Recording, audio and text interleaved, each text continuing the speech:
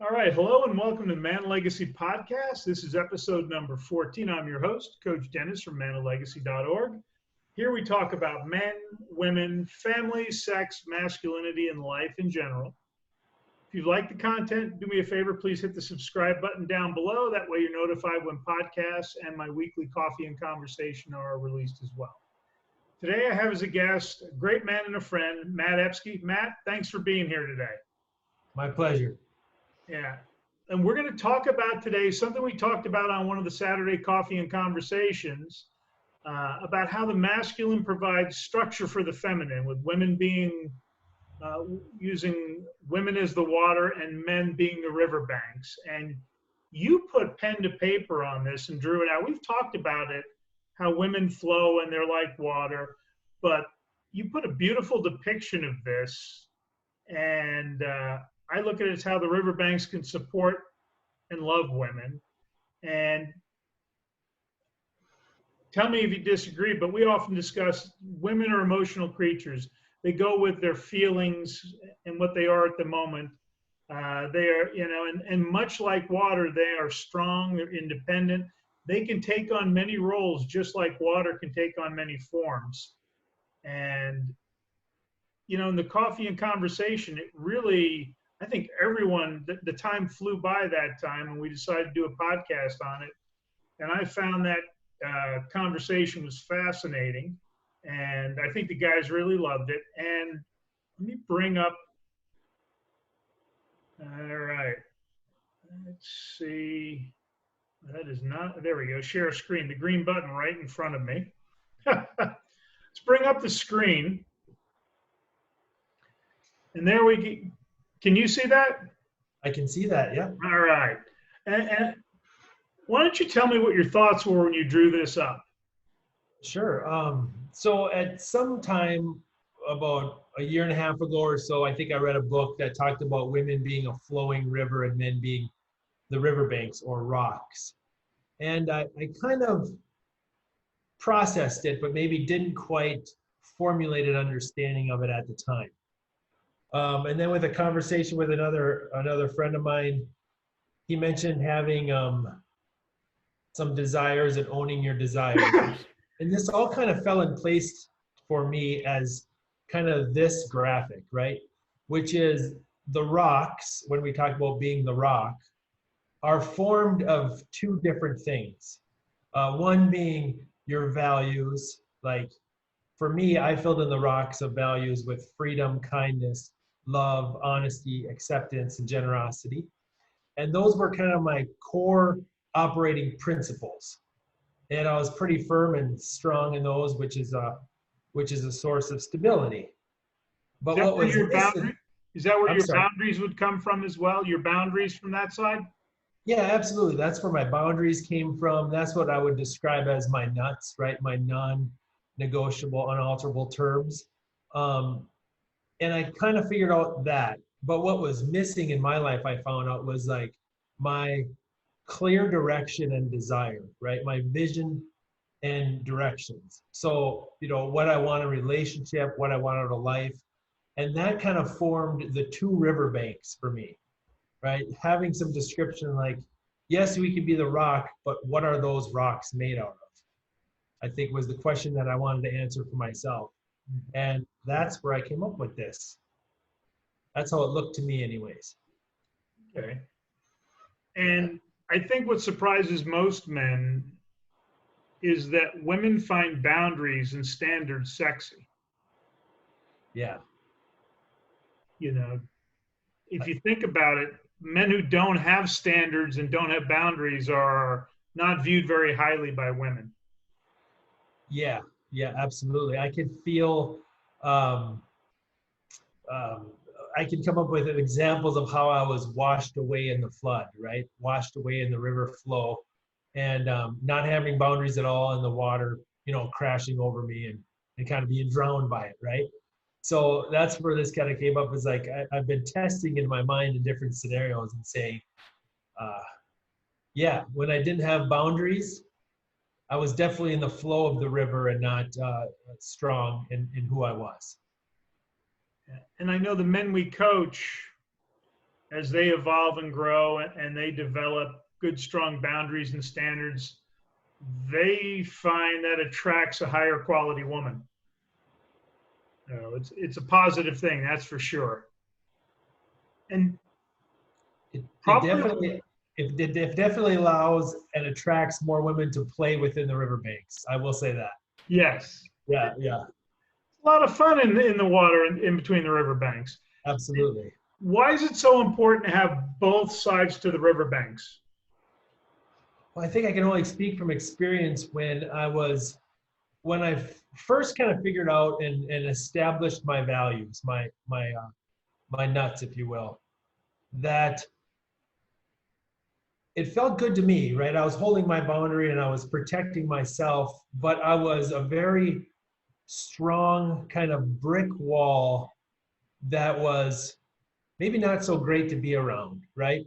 I was now firm in who I was, but didn't have direction yet, right? So if I'm missing the side of desire or direction, that there's nowhere for the feminine to play in between, if that makes sense. Mm-hmm.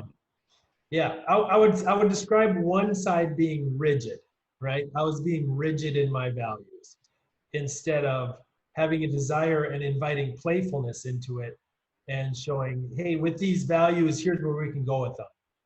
So that's if I was missing the desire side. If I had my desires and I want this and I want that and I want this without having values, it comes from a place of kind of neediness and whininess, in my opinion, right? We're not secure in who we are, but we are still demanding all these things. And that's where kind of the water can wash away the other side. Kind of could come across a little harsh, couldn't it? Yeah, yeah. Either a little harsh or a little childish, right? Neither one's going to be very attractive. Yeah, yeah, very unattractive, right? So tell me about your shoreline of desire. Sure. So these are just I was thinking about in a relationship with these, basically with a woman in an intimate relationship, some of the things I would want, right? Which for me, I kind of start putting names to these boulders, which of desire, joy, intimacy, tenderness, closeness, playfulness, passion, admiration, all things that sound pretty good. And my intention with this graph, if I could give this to other men, would be to give it without words, right? To give the rocks, there wouldn't be this filled in. That you can fill in whatever you like on both sides of this river for themselves, if that makes sense. These are some things that came to my mind. Yeah. So, and you told us that, and I remember looking at it going, it's a pretty good starting point for anybody, though. Yeah. Right, but I think the learning comes from filling it in yourself, right? Is to explore your inner work and figure it out for yourself, right? I wouldn't want to, force any of this on anybody, but yeah, no, I love that. Might have to see if you can create a version of this with it blanked out. Like I said, we've got it available for sale for anybody for $19.95. Matt getting all proceeds going to Matt. So small commission on the artwork, right? Well, and I've shown this to a couple of women, and the response has been almost identical. They love it because both sides. You've got to have both sides, is what they said. Sure. And it allows sometimes for the river to rage, doesn't it? It absolutely does. And that's the thing. I was talking to a guy the other day. I sent him a note.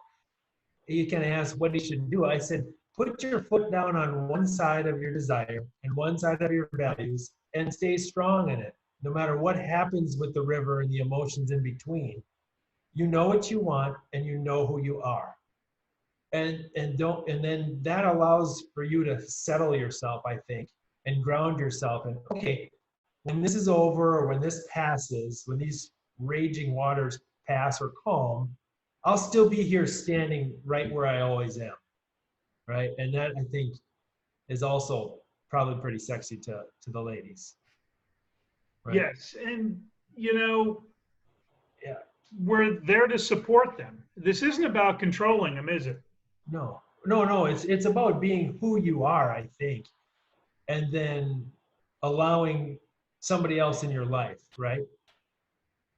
I And like that. for me, I remember, getting kind of swept away with the emotions and jumping into the river with them, um, meant that there was no stability in that relationship, right? There was no groundedness in that relationship because we were both raging and either angry or victims or something like that. So for me, it's just about, if I get into these situations, is just kind of stepping back and say, okay, what do I stand for? And then I can calm myself down pretty easily, if that makes sense. It does. I like that. When people often have problems in relationships, it's because a woman feels like you're trying to be controlling. It's the little boy coming out and the insecurities coming out, typically throwing Right, a fit. right.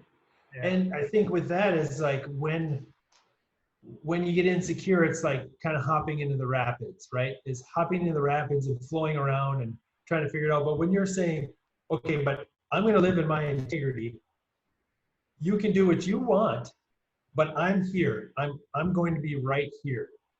I think that's where it doesn't feel controlling and manipulative. It's like, oh yeah, he's always standing right there in his truth. And I think that's what helps.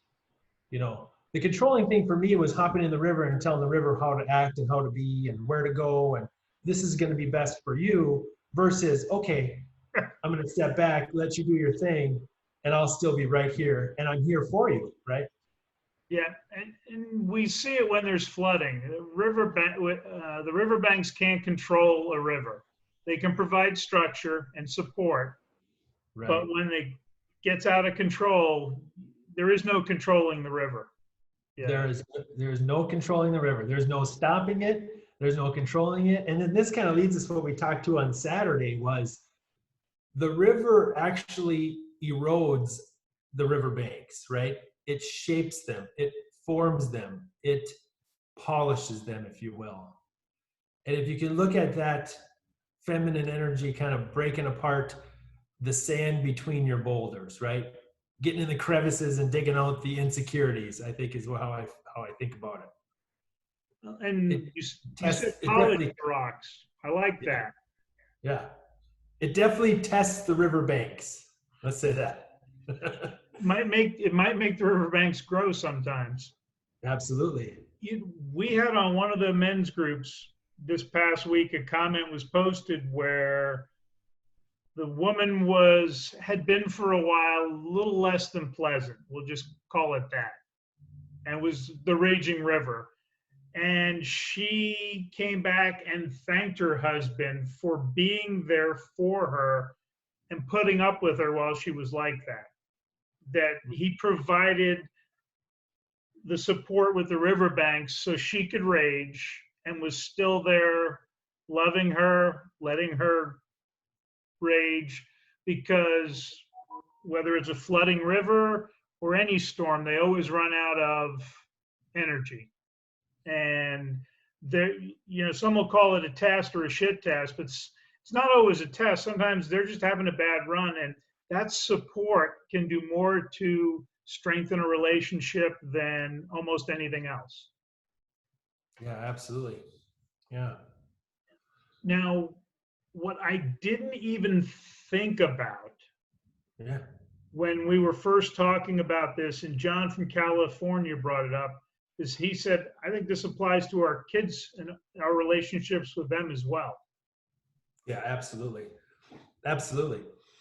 Yeah, I can give many examples on how I have two daughters and one who's getting to be that age where she's close to being a teenager, right? So Condolences. she rages now already, right? She has emotional swings. And if I get involved in her emotions, we're going to argue, or there's going to be tears, right?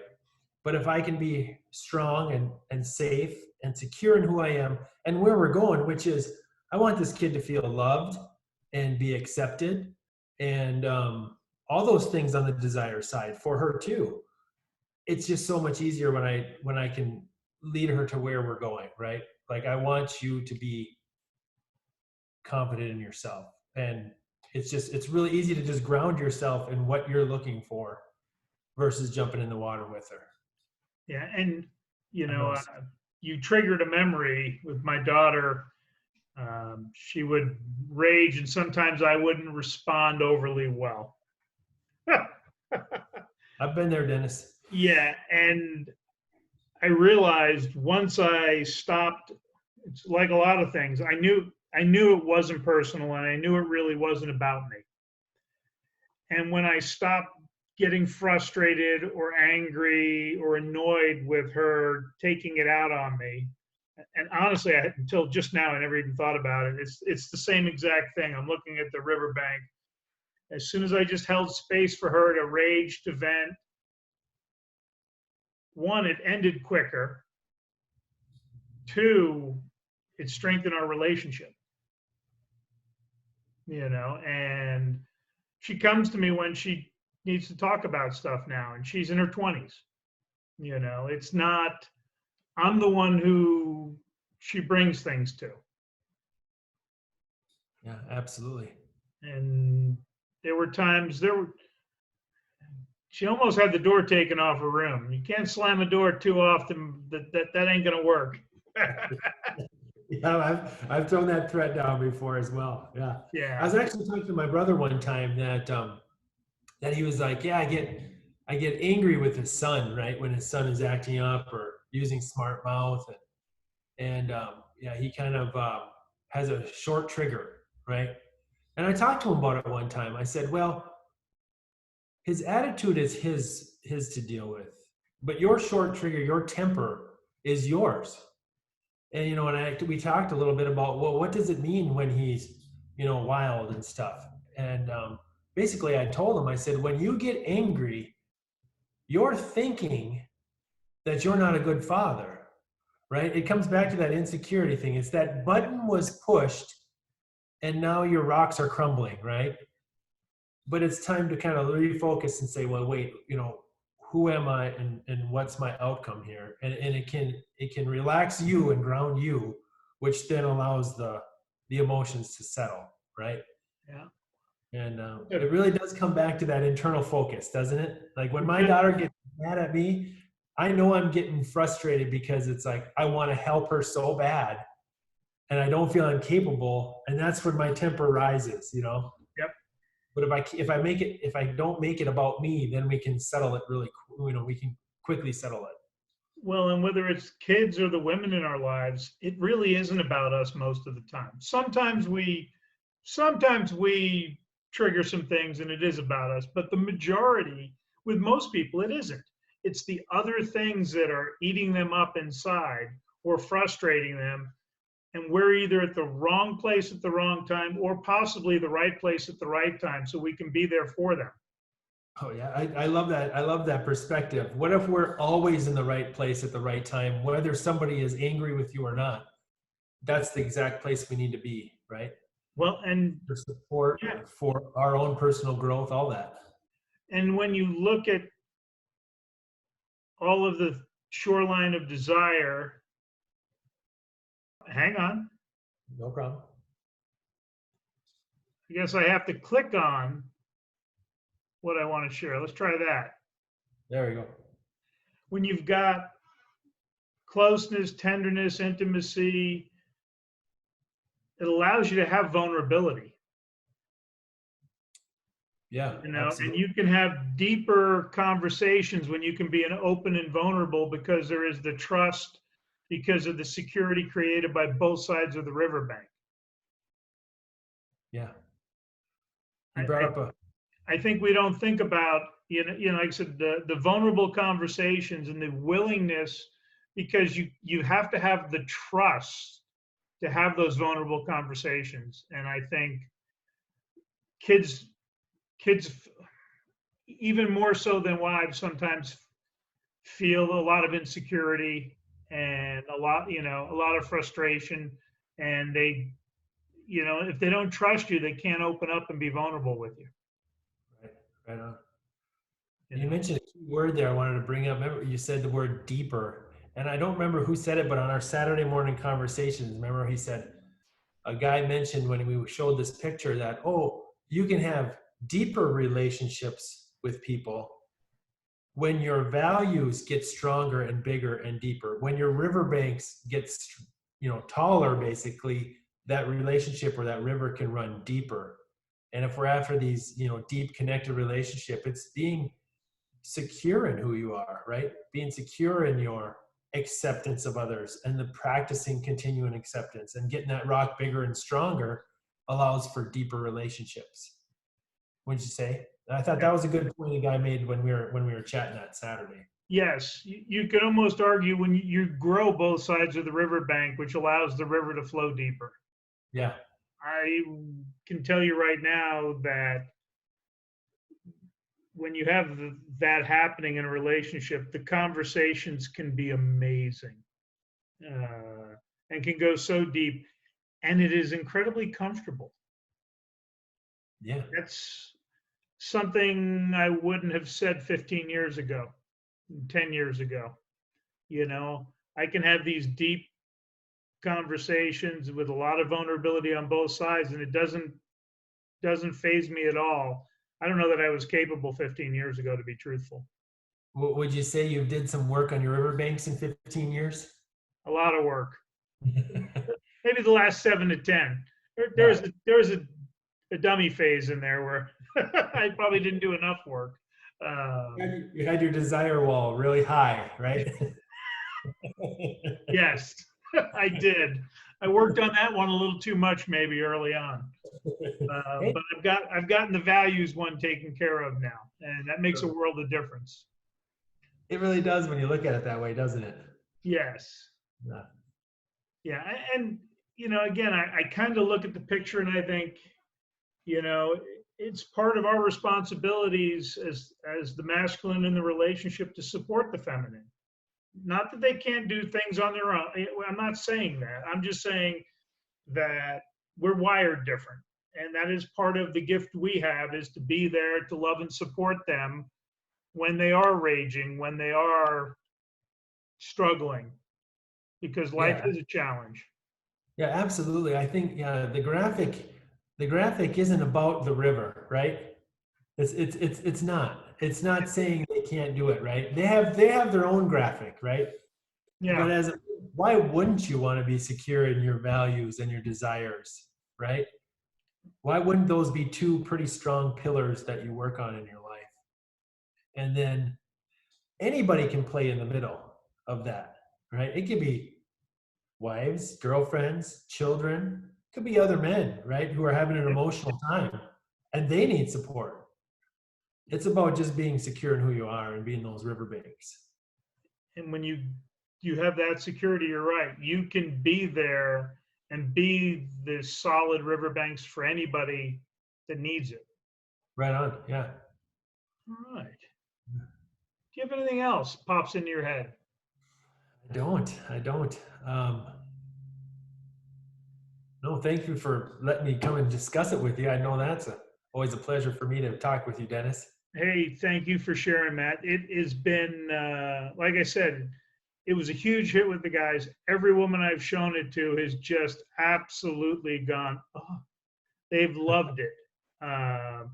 And it's something I think the men need to wrap their head around and make sure they understand, because too many of them, I think, have been washed away in the river. And then they only build one riverbank because it's a reaction. And instead of responding and growing overall, they react and start setting up rules and boundaries, and it doesn't have the desired effect. It might repel more than it attracts or holds.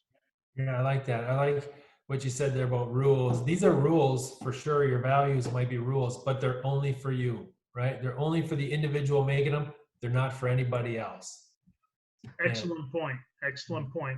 Yeah, we don't make boundaries. We don't have rules for others. We only have them for ourselves. And if they cross certain boundaries, we need to inform them. And then at some point, there may be consequences, but it is for our own accountability. right.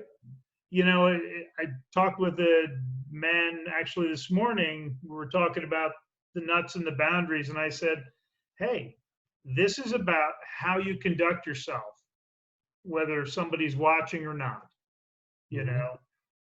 Would you steal $1,000? Well, the answer is, I've never had a guy say yes. I said, what if nobody was watching? And they're still like, no, because you're honest. It's one of your boundaries. You wouldn't steal. It's a pretty basic one, but again, doesn't matter if anyone's looking. Right. You conduct yourself a certain way, and then you're consistent.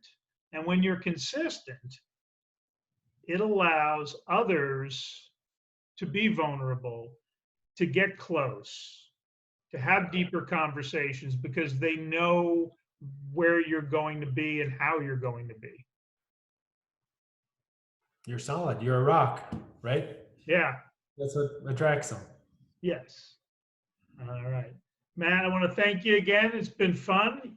For anyone listening, if you have any questions, please put them in the comments below. Either Matt or I will address them if you've got them for us. And everyone have a safe and great holiday weekend. Thanks.